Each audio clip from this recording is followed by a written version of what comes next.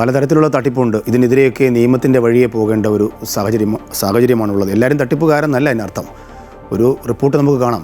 11,21,000 രൂപ അടച്ച് ഷോറൂമിൽ ബുക്ക് ചെയ്ത കാർ ലഭിക്കാത്ത പ്രവാസി യുവാവിന് നഷ്ടപരിഹാരമായി 29 ലക്ഷം രൂപ നൽകാൻ കാസർഗോഡ് ഉപഭോക്തൃ കോടതിയുടെ വിധി. 9 വർഷത്തെ നിയമ പോരാട്ടം നടത്തിയത് വിശദമാക്കുകയാണ് കാസർഗോഡ് തച്ചങ്കട്ടെ ഹംസ കുന്നിൽ. 2016 പണമടച്ച് ബുക്ക് ചെയ്ത ബ്രിസ കാർ വീട്ടിലെത്തിയില്ല. കാസർഗോഡ് നിന്നും അനൂപ് നീലേശ്വരം തയ്യാറാക്കിയ റിപ്പോർട്ട് കാണാം. 2016 ഇറങ്ങിയ പുതുപുത്തൻ കാറിന് ബുക്കിംഗ് ചെയ്ത് മുഴുവൻ തുകയും നൽകിയിട്ടും കാറ് വീട്ടിലെത്താത്തതിൻ്റെ കഥ കാസർഗോഡ് തച്ചങ്ങാട്ടെ ഹംസ കുന്നിൽ പറയും. അദ്ദേഹം 11 ലക്ഷം രൂപയാണ് അല്ലേ? 11,21,000. 11,21,000 രൂപ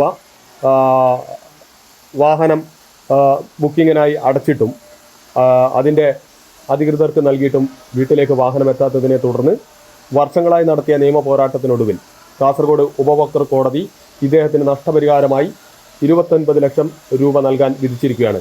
അതിൻ്റെ വിശദാംശങ്ങൾ നമുക്കറിയാം. എന്താണ് കാർ ബുക്കിംഗ് നടത്തിയ ശേഷം സംഭവിച്ചത്? 2014 ഡിസംബറിൽ കാർ ബുക്ക് ചെയ്ത് അത് കഴിഞ്ഞ് എനിക്ക് 21 ദിവസത്തേക്ക് വണ്ടി തരാമെന്നാണ് അവർ ഇതുണ്ടായിരുന്നത്. ഏത് കാറിനാണ് ബുക്ക് ചെയ്തത്? ബ്രസ, മാരുതി ബ്രസ. അത് കഴിഞ്ഞ് ഞാനെന്താ വെച്ചാൽ 21 ദിവസം കഴിഞ്ഞ് പിന്നെയും വണ്ടി കിട്ടാത്തപ്പോൾ ഞാൻ തിരിച്ച് ഗൾഫിലോട്ട് പോയി കുറച്ച് ദിവസം കഴിയുമ്പോൾ ഏകദേശം ഒരു മാസം കഴിഞ്ഞ ശേഷം എനിക്ക് അവർ വിളിച്ച് പറഞ്ഞ് വണ്ടി നിങ്ങളെ ലോഞ്ചായിട്ടുണ്ട്, നിങ്ങൾ വന്ന് അതിൻ്റെ പേയ്മെൻറ്റ് ചെയ്യണമെന്ന് പറഞ്ഞ്.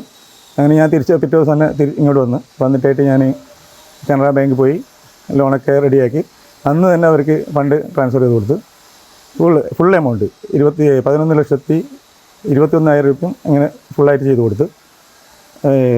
ബാങ്ക് കൊടുത്തത് 10 ബാക്കി ഇങ്ങനെ ക്യാഷും കൊടുത്ത് അതിൽ ക്ലിയർ ചെയ്ത്. എവിടെയാണ് ബുക്കിംഗ് നടത്തിയത്? കാഞ്ഞങ്ങാട് പോപ്പുലർന്ന്. എൻ്റെ വീട്ടിൽ വന്നിട്ടാണ് അവർ ബുക്കിംഗ് എടുത്തത്. ബേക്കൽ അദ്ദാനഗറിൽ നമ്മളെ വീട്ടിൽ വന്നിട്ട് ബുക്കിംഗ് എടുത്തതാണ്. എന്നിട്ട് ഇതും കഴിഞ്ഞ് ഞാൻ പിന്നെയും കുറേ നാൾ കാത്തു നിന്ന് വെയിറ്റ് ചെയ്ത് അന്ന് എന്നോട് ഒരു ദിവസം പറഞ്ഞ് എൻ്റെ വണ്ടി കോഴിക്കോട് നിന്ന് ഇൻറ്റീരിയർ ചെയ്യുന്നുണ്ട്, വൈകുന്നേരം 5 മണിയാകുമ്പോഴത്തേക്ക് എത്തും. അപ്പോൾ ഞാനാണെങ്കിൽ അന്ന് ഇവിടെ കുറച്ച് ബിസി ആയിരുന്നു, പള്ളിയിൽ പരിപാടി നടക്കുന്നതുകൊണ്ട്. എന്നിട്ട് ഞാൻ പിറ്റേ ദിവസം വിളിച്ചപ്പോൾ പറഞ്ഞില്ല വണ്ടി എത്തിയില്ല. 3 ദിവസം കഴിഞ്ഞപ്പോൾ ഞാൻ പോയി ഷോറൂമിൽ. എന്നോട് പോയപ്പം പറഞ്ഞ് ഇതൊരു വണ്ടി ആക്സിഡൻ്റ് ആയിപ്പോയി വരുന്ന വണ്ടി. അപ്പം ഞാൻ പറഞ്ഞു എൻ്റെ പേരിൽ TP എടുത്ത വണ്ടി നിങ്ങൾ ക്യാൻസൽ ചെയ്യുമ്പോൾ എന്നോട് ചോദിക്കണ്ടേ? എൻ്റെ അനുവാദമില്ല നിങ്ങൾ എങ്ങനെയാണ് TP എടുത്ത വണ്ടി ക്യാൻസൽ ചെയ്ത്? അത് ഞങ്ങൾ അങ്ങനെയല്ല, ഞങ്ങൾ ഓൺ റിസ്ക്കിലാണ് കൊണ്ടുവന്നത്. നമ്മൾ അതെങ്ങനെ ഇത്രയും ഒരു പോപ്പുലർ കമ്പനി ഓൺ റിസ്ക്കിൽ വണ്ടി കൊണ്ടുവരാം? അതന്നെ നിങ്ങൾ പറയുന്നതിന് റോങ് അല്ലേ? അപ്പോൾ ഞാൻ പറഞ്ഞു എനിക്ക് എൻ്റെ നഷ്ടപരിഹാരം തരണം, ഞാനിപ്പം ഗൾഫിൽ നിന്ന് ഇതിനായിട്ട് വന്നതാണ്, നിങ്ങൾ വിളിച്ച് വന്നതാണ്, അപ്പോൾ എനിക്ക് അതിന് നഷ്ടപരിഹാരം തരണം. അവർ പറഞ്ഞു എനിക്ക് ഇല്ല, നിങ്ങൾക്ക് 2% ഞാൻ ഇൻട്രസ്റ്റ് തരാമെന്ന് പറഞ്ഞു. ഞാൻ പറഞ്ഞു നിങ്ങൾ ഇൻട്രസ്റ്റ് പണിയെടുക്കാൻ വന്നതന്നല്ലേ ഞാൻ.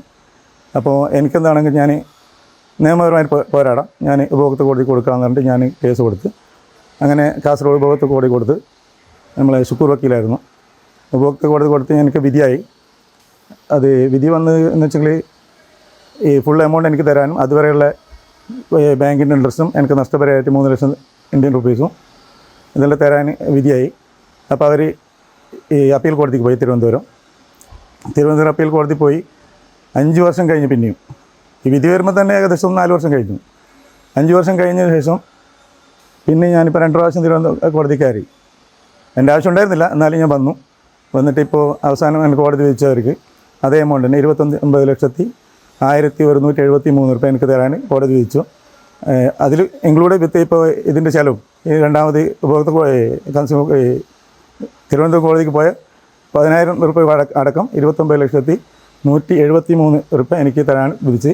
ഇന്ന് എനിക്ക് 25,24,95,684 രൂപൻ്റെ ചെക്ക് കിട്ടി. അത് നിങ്ങളെ ഞാൻ സമർപ്പിക്കുന്നു.